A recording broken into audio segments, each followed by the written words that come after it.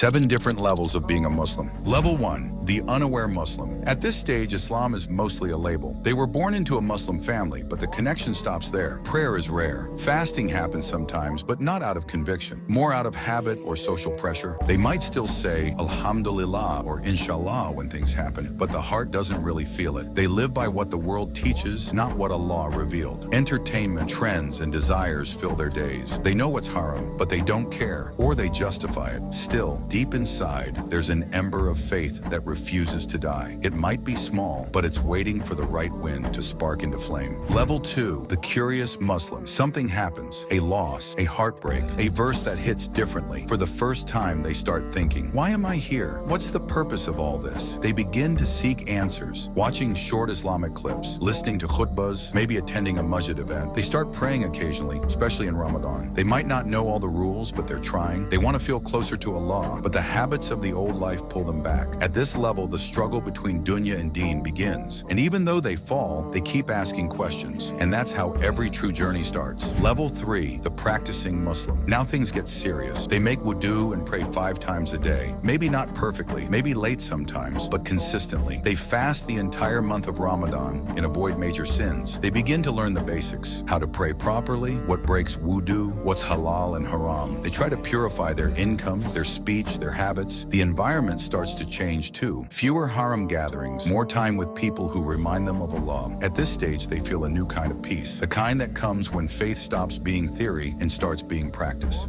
Level 4, the conscious Muslim.